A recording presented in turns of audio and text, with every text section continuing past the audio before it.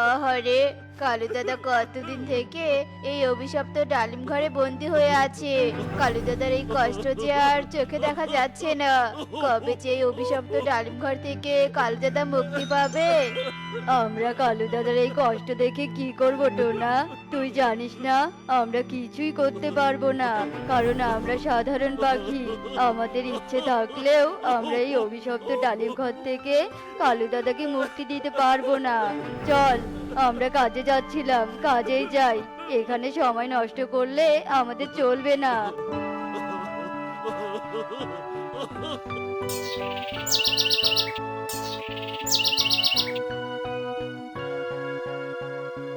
টোনা, তোমার এই কাণ্ডগুলো দেখলে আমার গায়ে একদম জ্বলে যায়। তুমি কি করে যে এই কাণ্ডগুলো করো আমি বুঝি না। তাও মানিয়ে নিতাম যদি তুমি আমাদের সন্তানকে এভাবে আগলে রাখতে, কিন্তু আমাদের তো কোনো সন্তানই নেই। সন্তানের জন্য তো আমি এই বিড়ালটাকে এত আদর করি। তুমিও তো একটু বিড়ালটাকে আদর যত্ন করতে পারো টুনি।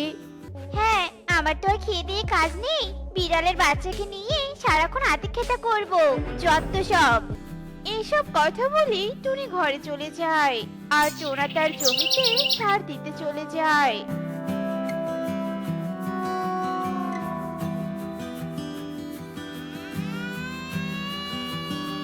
কবুতর দাদা, কোনো একটা ছানার কান্নার আওয়াজ শুনলাম মনে হলো। হ্যাঁ টোনা, আমিও তো তাই শুনলাম। চল তো একটু সামনে গিয়ে দেখি। আরে, এটা তো একটা টুনি পাখির বাচ্চা। এই বাচ্চা এখানে এলো কি করে? কে বা এই ছোট্ট বাচ্চাটাকে এখানে রেখে চলে গেল? টোনা, তোর তো কোনো সন্তান নেই, তাই সৃষ্টিকর্তা তোর দিকে মুখ তুলে চেয়েছে।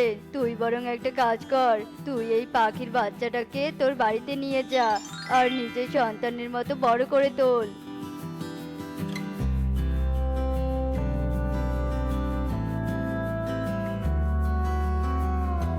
টুনি, এই টুনি, তাড়াতাড়ি বাইরে এসো। দেখো, আমি কাকে সাথে করে নিয়ে এসেছি। টুনি।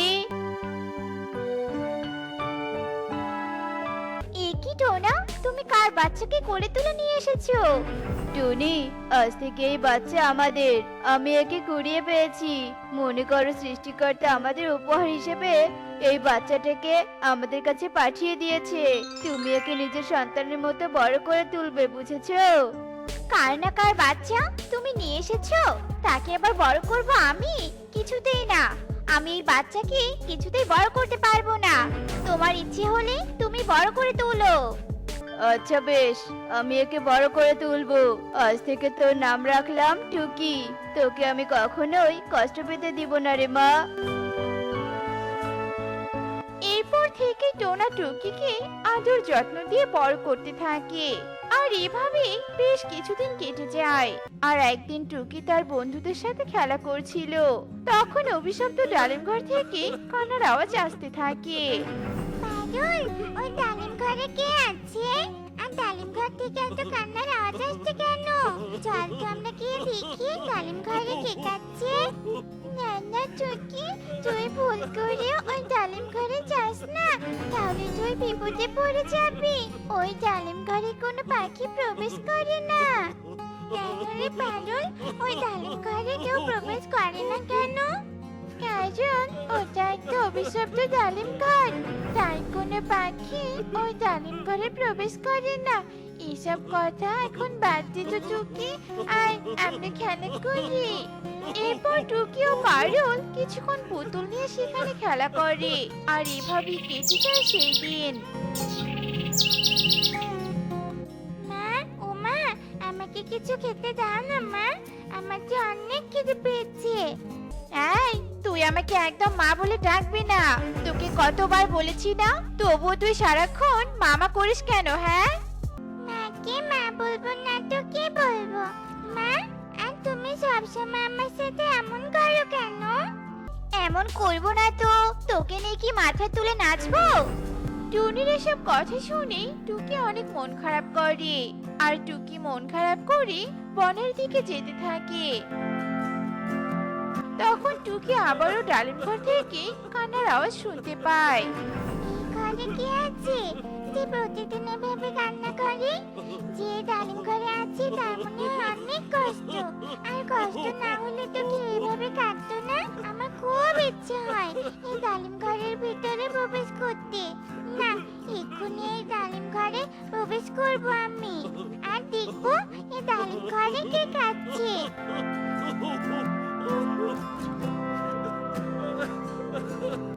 কি আঙ্কেল, তুমি এভাবে ঘরে বন্দি কেন? কে রে মা তুই? আর তুই এই ঘরে প্রবেশ করলি কি করে? সাধারণ কোনো পাখি তো এই ঘরে প্রবেশ করতে পারে না। তবে কি তুই সেই প্রকৃতি কন্যা যে আমাকে এই অভিশপ্ত ঘর থেকে মুক্তি দিতে পারবে? এসব তুমি কি বলছো আঙ্কেল? আমি তো কিছুই বুঝতে পারছি না।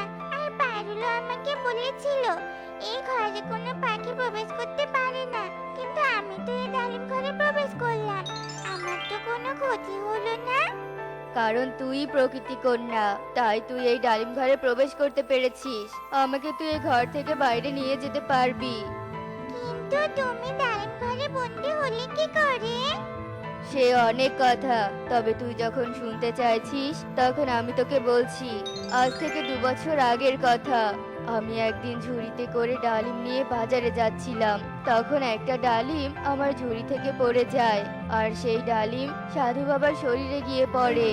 কে রে আমার শরীরে ডালিম ফেলে দিল? কার এত বড় সাহস আমার যজ্ঞ ভেঙে দিল? সাধু বাবা, আমাকে ক্ষমা করে দিন। আমি ইচ্ছে করে আপনার শরীরে ডালিমটা ফেলে দেইনি। কি তুই আমার শরীরে ডালিম ফেলে দিয়েছিস আর আমার এতদিনের যজ্ঞ নষ্ট করে দিয়েছিস? আমি তোকে কিছুতেই ক্ষমা করব না। আমার এতদিনের সাধনা নষ্ট করার জন্য আমি তোকে শাস্তি দিব। দয়া করুন সাধু বাবা, আমাকে দয়া করে শাস্তি দিবেন না। আমার ভুল হয়ে গেছে। আমি আর কখনো এমন ভুল করব না সাধু বাবা, আমাকে মাফ করে দিন। আমি তোকে কিছুতেই ক্ষমা করব না। আমি তোর এই ডালিম দিয়ে একটা অভিশপ্ত ঘর বানাবো, আর তুই সেই অভিশপ্ত ঘর থেকে কিছুতেই মুক্তি পাবি না। তুই ওই ঘরে ডুকরে ডুকরে মরবি। এমন অভিশাপ দিবেন না সাধু বাবা, দয়া করে আপনি আপনার অভিশাপ তুলে নিন, তুলে নিন। আমি একবার যে অভিশাপ দেই তার কখনো ফিরিয়ে নিতে পারি না। তবে তুই এই অভিশপ্ত ঘর থেকে একটা উপায়ে মুক্তি পেতে পারিস। যদি কখনো এই অভিশপ্ত ডালিম ঘরে প্রকৃতি কন্যা প্রবেশ করে তবে এই অভিশাপ কেটে যাবে আর তুই মুক্তি পাবি। এই কথা বলে সাধু বাবা আমাকে অভিশপ্ত ডালিম ঘরে বন্দি করে সেখান থেকে চলে যায়। আর আমি সেদিন থেকে দিন গুনতে থাকি কবে সেই প্রকৃতি কন্যা আসবে আর আমাকে এই ডালিম ঘর থেকে মুক্ত করবে। অবশেষে সেই দিনটা এলো। কিন্তু আমি কি করে প্রকৃতি কন্যা হব? আমার মা বাবা তো টোনা ও টুনি। তুই কিছুতেই টোনা ও টুনির মেয়ে হতে পারিস না, তাহলে তুই কিছুতেই এই অভিশপ্ত ডালিম ঘরে প্রবেশ করতে পারতি না। এখানে নিশ্চয়ই কোনো রহস্য আছে। এখন তো এই অভিশপ্ত ডালিম ঘরের অভিশাপ কেটে গেছে। চল তোর মা বাবার কাছে যাই আর গিয়ে জিজ্ঞেস করি তুই তাদের সন্তান কিনা। এরপর কালু টুকিকে নিয়ে টোনা ও টুনির কাছে যায়। আর টোনা ও টুনিকে কালু সব কথা খুলে বলে। আসলে কালু দাদা, টুকিকে আমরা কুড়িয়ে পেয়েছি। টুকি আমাদের নিজের সন্তান না। কিন্তু তুমি সত্যি বলছো টুকি প্রকৃতি কন্যা? হ্যাঁ টোনা, আমি সত্যি কথা বলছি। টুকি তো আমাকে অভিশপ্ত ডালিম ঘর থেকে মুক্তি দিয়েছে। ও তাই? টুকি প্রকৃতি কন্যা? আর আমি না জেনে টুকিকে এত কষ্ট দিয়েছি। টুকি মা আমার, আমাকে তুই ক্ষমা করে দিস। আমি আর তোর সাথে খারাপ ব্যবহার করব না। এখন থেকে আমি তোর মা। ঠিক আছে মা, আমার কাছে তোমাকে ক্ষমা চাইতে হবে না। আমি তোমার কথা কখনো কিচ্ছুই মনে করিনি। আমি তো সবসময় তোমাকে আর বাবাকে মা বাবা ভেবেই এসেছি, আর এখনো তাই ভাবি। এরপর থেকে টুকি ও টোনা টুনি টুনির সাথে সুখে দিন কাটাতে শুরু করে। বাঁচাও, বাঁচাও, আমার মেয়েকে বাঁচাও, আমার মেয়েটা যে আগুনে পুড়ে মরে যাবে। বাঁচাও, কেউ সাহায্য করো, কেউ সাহায্য করো। হে সৃষ্টিকর্তা, কেন কেন আমার সাথে এমন করলে?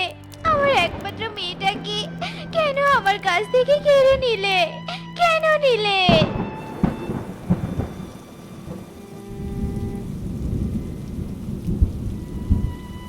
আরে বাহ, নদীতে বেশ জোয়ার এসেছে। এই জোয়ারে ভালো মাছ পাওয়া যাবে। না না, জোয়ারের কোনো বিশ্বাস নেই। এই আছে এই নেই, তাড়াতাড়ি জালটা ফেলি।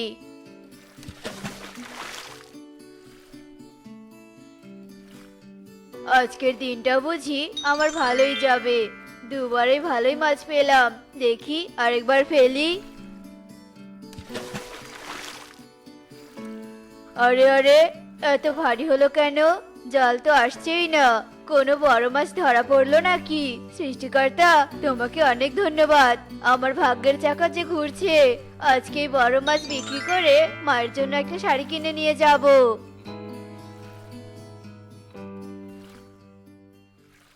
আরে আরে, এটা আবার কি? দেখি তো। সর্বনাশ করেছে, এটা তো একটা পাখি। না না, তাড়াতাড়ি ডাঙায় তুলি। কে জানে বেঁচে আছে না মরে গেছে। ও পাখি, পাখি, ওঠো না। ও পাখি। আরে, এই মেয়ে তো উঠছেই না। এদিকে শ্বাসও চলছে। আর দেরি করা যাবে না, তাড়াতাড়ি বাড়িতে নিয়ে যাই। যা করার মা করবে এখন। মা, মা, ও মা, কোথায় গেলে গো? তাড়াতাড়ি বাইরে এসো। কি রে বাবা, কি হয়েছে? এ কি?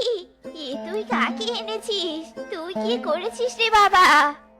আমি কিছু করিনি মা। নদীতে মাছ মারতে গিয়ে এই মেয়েটা আমার জালে উঠেছে। এখনো বেঁচে আছে মা। দেখো কিছু করতে পারো কিনা। আমি তো কিছুই বুঝতে পারছি না। নে নে, তাড়াতাড়ি মেয়েটাকে ঘরে নে, আমি দেখছি কি করতে পারি।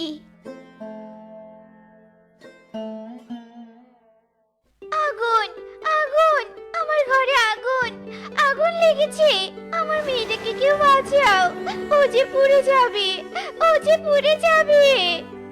শান্ত হও, শান্ত হও, এখানে কোনো আগুন নেই, তুমি এখানে নিরাপদ আছো।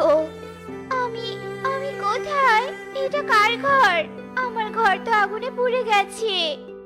এটা সুন্দরবন। তুমি আমার বাড়িতে এসেছো। তুমি নদীতে ভাসছিলে। আমার ছেলে টোনা তোমাকে নদীতে কুড়িয়ে পেয়েছে। তাহলে আমার মেয়ে টুকি, টুকি কোথায়? তোমার মেয়েকে তো পাইনি। আমার ছেলে তো শুধু তোমাকেই কুড়িয়ে পেয়েছে। টুকি, মারে, তুই আমাকে ক্ষমা করে দে রে বা। তুই আমাকে ক্ষমা করে দিস। মারে, তোকে আমি বাঁচাতে পারিনি, তোকে আমি বাঁচাতে পারিনি। কেঁদো না মা, কেঁদো না, নিজেকে শক্ত করো। এই গরম দুধটুকু খাও আর ঘুমিয়ে পড়ো। বিশ্রাম নিলে তোমার শরীরটা ভালো লাগবে।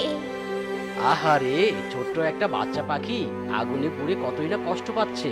আমাকে এর যত্ন করে সুস্থ করতে হবে। মা, মা, মা গো, আমার অনেক জ্বালা করছে মা, খুব কষ্ট হচ্ছে আমার মা। আরে আরে, ছানাটার তো জ্ঞান ফিরেছে। ও ছানা, তুমি এখন কেমন আছো? মেরো না, আমাকে মেরো না, আমি আমার মায়ের কাছে যাব। মেরো না আমাকে মা, আমাকে নিয়ে যাও মা। আহা, ভয় পেও না, ভয় পেও না আমাকে। আমি তোমার কোনো ক্ষতি করব না। আমি তো তোমাকে বনে কুড়িয়ে পেয়েছি, তোমার শরীর পোড়া অবস্থায়। আমাকে আমার মায়ের কাছে রেখে এসো, আমি মায়ের কাছে যাব। মা, আমার মাকে এনে দাও। তোমাকে আমি একটা গাছের নিচে পেয়েছিলাম, তার আশেপাশে অনেক পানি ছিল। মনে হয় বন্যা হয়েছিল। আমার কি মনে হয় জানো, তোমার মা মনে হয় বন্যার জলে ভেসে গেছে। মা, তুমি আমাকে রেখে কোথায় গেলে মা? মা, কোথায় তুমি? কান্না থামাও, তুমি সুস্থ হয়ে ওঠো, তারপর তোমার মাকে আমরা দুজন মিলে খুঁজতে বের হব। দুই মামি দুই প্রান্তে এভাবেই কেটে যায় বেশ কিছুদিন। মা, বাজার এনেছি, নিয়ে যাও। আপনি এসেছেন, পেয়েছেন আমার মেয়েকে? কোথাও কোথাও কি কোনো গাছপালাতে পেয়েছেন আমার মেয়েকে? আমি তো আপনার মেয়েকে কখনো দেখিনি, তাই চিনতেও পারবো না। কিন্তু আপনি যেভাবে বর্ণনা দিয়েছিলেন সেভাবেই কোনো পাখি নজরে পড়েনি। তাহলে কি আমার মেয়েটা? পাগলি মেয়ে, তোমার মেয়ের কিচ্ছু হয়নি। যেদিন তোমার মেয়ের সাথে দেখা হবে দেখবে তোমার মেয়ে একদম সুস্থ আছে। চলো তো, চলো, তোমাকে আর মন খারাপ করতে হবে না। আমার হাতে হাতে কিছু সাহায্য করে দিবে। চলো চলো। টুনি এভাবেই টোনার পরিবারের সাথে থাকতে শুরু করে আর আস্তে আস্তে টুনি টুকির হারানোর কথা ভুলতে থাকে। মা, উঠুন, এই ওষুধটুকু খেয়ে নিন। মারে, তুই না থাকলে যে আমার কি হতো, হয়তো আমি মরেই যেতাম। ছি ছি মা, এভাবে বলবেন না। আপনারা আমাকে নতুন জীবন দিয়েছেন। আপনাদের জন্য যদি আমি আমার জীবনও দিয়ে দেই তাহলেও আপনাদের ঋণ আমি শোধ করতে পারবো না। আমি একটা কথা বলি, রাখবি রে মা? যদি আমার কথাটা রাখিস তাহলে তোর সব ঋণ পরিশোধ হবে। একটা কেন মা, আপনার হাজারটা কথা আমি রাখবো। আপনি বলুন আমাকে কি করতে হবে। তাছাড়া আমি আপনাকে মা বলে ডেকেছি। মায়ের কথা কি কখনো সন্তানরা ফেলতে পারে বলুন? আমি মরার পর তো আমার টোনা একা হয়ে যাবে। এই সংসারের হাল ধরার মতো কেউ থাকবে না। তাই তুই যদি আমার ছেলেটাকে বিয়ে করে এই সংসারটাকে আগলে রাখিস তাহলে আমি তোর কাছে সারা জীবন ঋণী থাকতাম। কিন্তু মা, না বলিস না, এটাই আমার তোর কাছে শেষ ইচ্ছা। আচ্ছা ঠিক আছে মা, যদি টোনা রাজি থাকে তাহলে আমার কোনো আপত্তি নেই।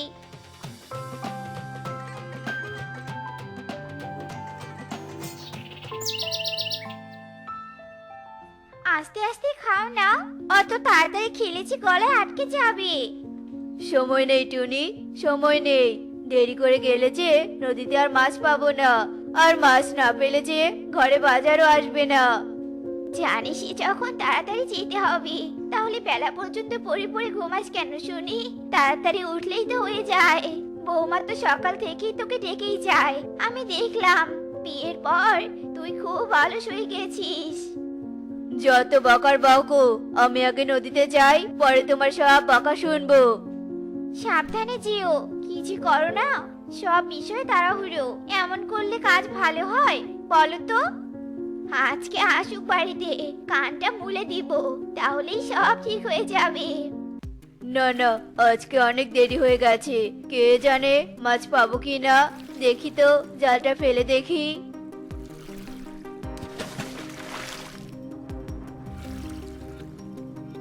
হয় সৃষ্টিকর্তা, আজ কি তাহলে সত্যি কোনো মাছ পাবো না?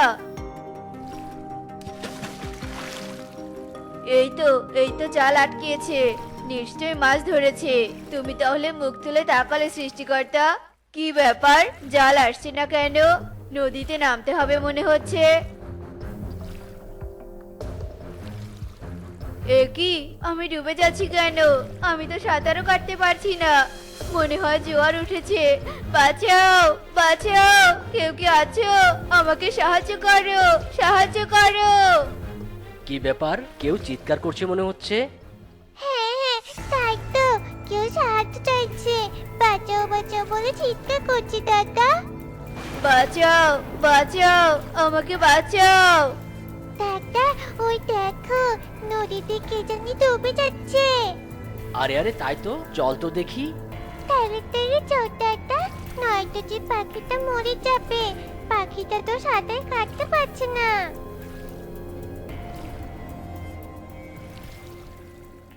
এই তো, এই জ্ঞান ফিরেছে। তুমি ঠিক আছো তো পাখি? হ্যাঁ হ্যাঁ, আমি ঠিক আছি। আপনাকে অনেক ধন্যবাদ আমার জীবন বাঁচানোর জন্য। ধন্যবাদ দিতে হবে না, সাহায্য করা তো আমার দায়িত্ব। তা তুমি নদীতে পড়লে কিভাবে? আমি এক জেলে, নদীতে মাছ মারতে মারতে জালটা আটকে গিয়েছিল। সেটাকে ছাড়াতে গিয়ে আমি আটকে যাই, আর আপনি এসে আমার জীবন বাঁচিয়েছেন। তোমার শরীরের অবস্থা তো খুব খারাপ। তুমি বলো তোমার বাড়ি কোথায়, আমরা তোমাকে রেখে আসবো। 3 রাস্তার মোড়ের পাশেই যে বাসাটা, ওটাই আমার বাসা। তার তারপর হাবু টোনাকে কোলে নিয়ে তার বাড়িতে রওনা দেয়। কিছুক্ষণ পর সে বাড়িতে পৌঁছে যায়। এ কি টোনা, তোর কি হয়েছে? এই মানুষ তোকে কিছু করেছে নাকি? এই মানুষ বল, আমার ছেলে তোর কি ক্ষতি করেছিল? না না মা, এই মানুষের জন্যই আমি বেঁচে আছি। নদীর জলে আমি ডুবে যাচ্ছিলাম। কি সর্বনাশা কথা! টুনি, টুনি, ও মা, তাড়াতাড়ি আয়, দেখ কি সর্বনাশ হয়েছে। কি হয়েছে মা? এ কি, তোমার শরীর এমন ভেজা কেন? কি হয়েছে তোমার? নদীতে নাকি ডুবতে ধরেছিল, এই মানুষটা নাকি বাঁচিয়েছে। কতবার বলেছি তাড়াহুড়ো করো না, করো না। মা, টুকি, মা তুই বেঁচে আছিস? হ্যাঁ মা, বেঁচে আছি। তুমি বেঁচে আছো? আমি ভেবেছিলাম তোমাকে আমি আর কোনোদিন পাবো না। আমাকে এই মানুষ দাদা বাঁচিয়েছে। আর আমাকে টোনা। দেখেছিস মা, তোকে বলেছিলাম না তোর মেয়ে বেঁচে আছে। হ্যাঁ মা, তোমার কথা সত্যি হলো। এখন আমার আর কোনো কষ্ট নেই, আমি আমার মেয়েকে ফিরে পেয়েছি। আর কথা বাড়িয়ে কোনো কাজ নেই, আমাকে এবার বনে যেতে হবে কাঠ কাটতে। আমি যদি একদিন বনে কাঠ কাটতে না যাই, তাহলে আমার চুকি সোনা যে না খেয়ে থাকবে। কিন্তু আমি বেঁচে থাকতে আমার ছোট্ট সোনা না খেয়ে থাকবে, সেটা তো আমি কিছুতেই হতে দিব না। শোনো টুনি, তুমি আমার চুকি সোনাকে একা একা কোথাও যেতে দিও না। আমি বাড়িতে না আসা পর্যন্ত তুমি ওর খেয়াল রেখো, কেমন? বাবা, ও বাবা, আজকে আমিও তোমার সাথে যাই। তুমি তো অনেকবার বনে কাঠ কাটতে গেছো, কিন্তু আমাকে কোনোদিনও তোমার সাথে নিয়ে গেলে না। আমারও বনে যেয়ে কাঠ কাটা দেখতে খুব ইচ্ছে করে বাবা। আমি তোমার সাথে থাকলে আমাকে নিয়ে তোমার আর কোনো চিন্তা করতে হবে না। তুমি আর দেরি করো না টোনা। টুকি যখন আজকে তোমার সাথে যেতে যাচ্ছে, তুমি টুকিকে সাথে করে নিয়ে যাও। নয়তো বাড়িতে থেকে আমার সাথে বায়না করবে। নিয়ে যাও তুমি ওকে তোমার সাথে। এরপর টোনা কুড়াল হাতে নিয়ে টুকি সহ বনের উদ্দেশ্যে উঠতে থাকে।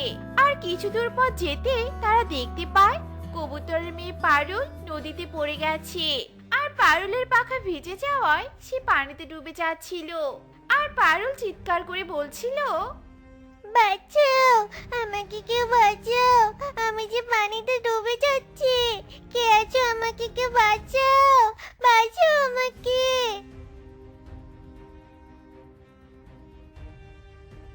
তোমাদেরকে অনেক ধন্যবাদ, আজ তোমরা আমার জীবন বাঁচালে। তোমরা যদি আমাকে ঠিক সময় না বাঁচাতে, তাহলে বুঝি এই অল্প বয়সে আমি মরে যেতাম। আরে আরে, ধন্যবাদ দিতে হবে না। বিপদের সময় একজন আরেকজনের সাহায্য করা উচিত। এটা আমাকে আমার বাবা শিখিয়েছে। এরপর থেকে সাবধানে চলাফেরা করবে, বুঝলে? ওরে বাবা রে, ওরে মা রে, গেলাম রে গেলাম। মা টুকি, আমাকে বাঁচাও। আমার ডানা থেকে ডালটা সরিয়ে ফেলো মা, আমার ডানা যে বড্ড ব্যথা করছে। কেউ কি আছো? আমার বাবাকে সাহায্য করো। কেউ আমার বাবাকে বাঁচাও, সাহায্য করো। আমার বাবাকে কেউ সাহায্য করো। এই পিচ্চি মেয়ে, এত জোরে জোরে দরজায় শব্দ করছিস কেন? তোদের জন্য কি শান্তিতে একটু ঘুমাতেও পারবো না নাকি? আমাকে একটু সাহায্য করো, দয়া করে আমার বাবাকে বাঁচাও। আমার বাবা ওই গাছের নিচে কাঠ কাটতে যেয়ে ডালের নিচে পড়ে গেছে। আমার বাবাকে বাঁচাও।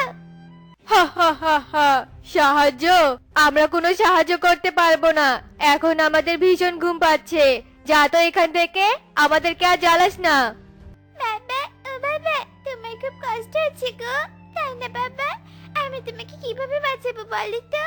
আমাকে সাহায্য করার জন্য কেউ ছিল না। আমি তোমাকে সাহায্য করব। আমাকে বলো তোমার কি হয়েছে? আমার কিচ্ছু হয়নি। আমার বাবা ওইখানে গাছের ডালের নিচে পড়ে গেছে।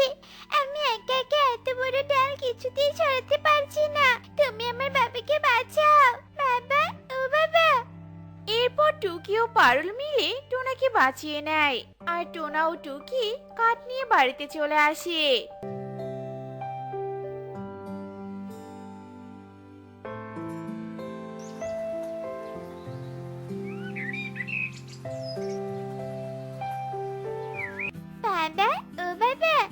যখন কালকে তোমার সাথে বাড়ি ফিরছিলাম তখন আমি বনের ভিতরে একটা আঙ্গুর ফলের গাছ দেখতে পাই।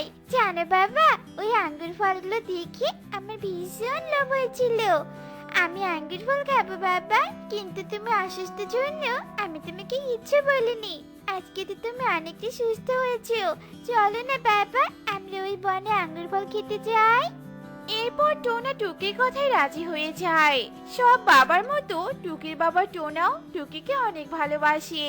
টুকির সব বায়নাগুলো পূরণ করে। বাবা, ও বাবা, চলো না আমরা আজকে ওই নদীতে গোসল করব। আমার নদীতে গোসল করতে খুব ইচ্ছে করছে বাবা, চলো না। এ কি, বাইরে তো আকাশের অবস্থা ভালো নয়, মনে হচ্ছে কিছুক্ষণ পর বৃষ্টি নামতে পারে। আর আমার টুকি শোনাচ্ছে ওর বাবার সাথে বনে গেছে। সন্ধ্যা তো হয়ে এলো, কিন্তু এখনো তো ওরা বাড়ি আসছে না। ওদের আবার কোনো বিপদ হলো না তো? এক্ষুনি আমাকে ওদের খুঁজতে যেতে হবে। বাবা, ও বাবা, আমার না ভীষণ ঠান্ডা লাগছে গো। আর চারপাশটা কেমন অন্ধকার হয়ে আসছে। চলো না বাবা, আমরা বাড়িতে চলে যাই। মা মনে হয় আমাদের জন্য অনেক চিন্তা করছে। টুকি সোনা, এখনই মনে হয় বৃষ্টি নামবে। আর সন্ধ্যা হয়ে গেছে, বাড়িতে যেতে অনেক জোরে বৃষ্টি আসতে পারে। তাই আমাদেরকে আজকের রাতটা আশেপাশের কারো বাড়িতে কাটিয়ে দিতে হবে। বাবা, ওই দেখো কত সুন্দর একটা বাড়ি। আশেপাশে তো কোনো বাড়ি দেখতে পাচ্ছি না। এসো বাবা, আমরা না হয় আজকের রাতটা ওই বাড়িতে আশ্রয় নেই।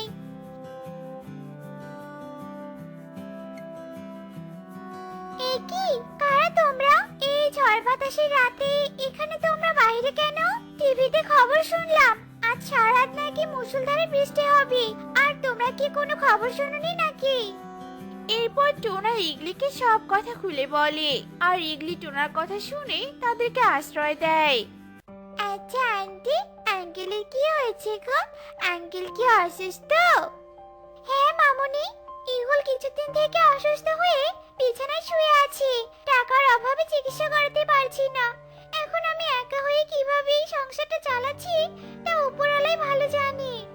আচ্ছা আন্টি, আমাকে একটা বাটি দিতে পারবে? আর বাটিতে করে একটু পানি আর এক টুকরো কাপড়ও দিও।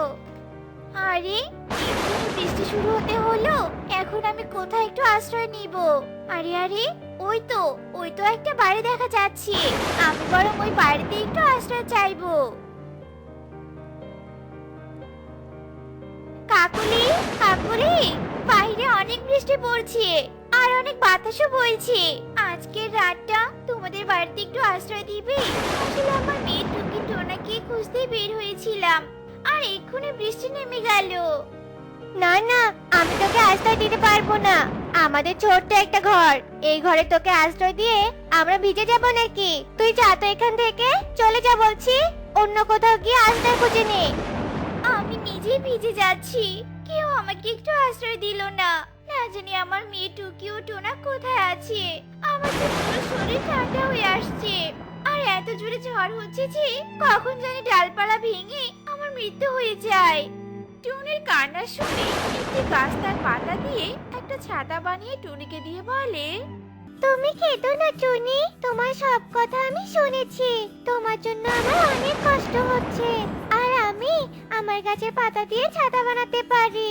যারা বৃষ্টির দিনে বিপদে পড়ে আমার কাছে আশ্রয় চায়, আমি তাদেরকে আমার গাছের পাতা দিয়ে ছাতা বানিয়ে আশ্রয় দেই। তোমাকে অনেক ধন্যবাদ গাছ, তুমি আমার অনেক বড় উপকার করলে। আর গাছ হয়ে তুমি কথা বলছো কি করে? আর এত সুন্দর করে বা ছাতা কি করে বানালে বলো তো? আমার বংশে এই ক্ষমতাটা ছিল, তাদের বংশধর আমি, তাই আমিও এই ক্ষমতাটা পেয়েছি। এভাবে সেই রাত কেটে যায়। টুকিমা, তোমাকে অনেক ধন্যবাদ। কাল রাতে তুমি আমার মাথায় জলপট্টি দিয়ে দিলে, আর আমি এখন অনেকটা সুস্থ বোধ করছি। আমারও একটা মেয়ে ছিল, আজকে ও বেঁচে থাকলে তোমার মতোই বড় হয়ে যেত। আজকে থেকে তুমি আমার একটা মেয়ে। আমি আমার মেয়ে ইকরির জন্য একটা পুতুল কিনে নিয়ে এসেছিলাম, কিন্তু সেটা ওকে দিতে পারিনি। তার আগে যে আমার মেয়েটা দুনিয়া থেকে বিদায় নিয়েছে। তুই একটু অপেক্ষা কর মা, আমি একটু আসছি। এই নে রে মা, এই পুতুলটা আজকে থেকে তোর। আর মাঝে মাঝে তোর এই বাবাকে দেখতে আসিস, আমি তোর অপেক্ষায় থাকবো। আর টোনা, তুমি তোমার মেয়েকে অনেক ভালো শিক্ষা দিয়েছো। সব বাবা মায়ের উচিত তাদের সন্তানকে ছোট্টবেলা থেকেই ভালো কিছু শেখানো। আমরা তাহলে আসি বাবা, তোমরা নিজেদের খেয়াল রেখো কেমন? এ কি মা, তুমি এখানে কেন? তুমি কি আমাদের খুঁজতে বেরিয়েছো মা? এরপর টনি টুকিকে সব কথা খুলে বলে। আচ্ছা ঠিক আছে, এখন আর এখানে থেকে কোনো কাজ নেই। পেটে যে ইঁদুর দৌড়ে বেড়াচ্ছে, অনেকক্ষণ হয়ে গেল, এখনো কোনো খাবার জোটেনি। এর থেকে ভালো চলো বাড়িতে যাই, আর রান্না বান্না করে একটু পেট পুজো করি। হা হা হা হা হা। এরপর তারা সবাই বাড়ির উদ্দেশ্যে যেতে থাকে। আর ঝড়ের কারণে কাকুলিদের বাড়িটা ভেঙে যায়, আর তারা বাড়ির নিচে পড়ে চিৎকার করছে। ওরে বাবা রে, পড়ে গেলাম রে, বাঁচাও আমাদেরকে, কেউ আমাদের বাঁচাও। আমার ডানাটা বুঝি ভেঙেই গেল, দয়া করে কেউ আমাদেরকে একটু সাহায্য করো, বাঁচাও আমাদের, বাঁচাও। টুনি, তুই এসেছিস, দয়া করে আমাদের উদ্ধার কর টুনি, নয়তো আমরা যে এখানেই মরে যাব। আমাদের উদ্ধার কর টুনি, উদ্ধার কর। না মা, তুমি এদেরকে কিছুতেই সাহায্য করবে না। আমরা যখন ওদের কাছে সাহায্য চাইতে গিয়েছিলাম, তখন ওরা আমাদের সাহায্য তো দূরের কথা, আমাদেরকে তাড়িয়ে দিয়েছে। তাই এখন আমরা ওদেরকে এখান থেকে বাঁচাতে পারবো না। এসো মা, এসো, আমরা এখান থেকে চলে যাই। না টুকি সোনা, এভাবে বলতে হয় না। কেউ বিপদে পড়লে তার থেকে মুখ ফেরাতে নেই, বরং তাকে সাহায্য করে বুঝিয়ে দেওয়া উচিত। আর কার জীবনে কখন বিপদ আসে সেটা কেউই বলতে পারে না। তাই অন্যের বিপদে এগিয়ে এলে অন্যরাও তোমার বিপদে এগিয়ে আসতে দ্বিধাবোধ করবে না। এরপর টোনা ও টুনি মিলে কালু ও কাকুলিকে সেখান থেকে বাঁচিয়ে নেয়। আর কাকুলি তাদেরকে বলে, তুই ঠিক বলেছিস টুনি, সত্যি সবার বিপদে সাহায্য করা উচিত, কিন্তু আমরা তোদেরকে সাহায্য করিনি, তোদেরকে তাড়িয়ে দিয়েছি। আমরা আর কখনোই অন্যের বিপদ দেখে মুখ ফিরিয়ে নিব না টুনি, তোরা আমাদের ক্ষমা করে দে। তো বন্ধুরা, আমাদের আজকের গল্পটি তোমাদের কাছে কেমন লেগেছে তা কমেন্টে জানাতে ভুলো না কিন্তু।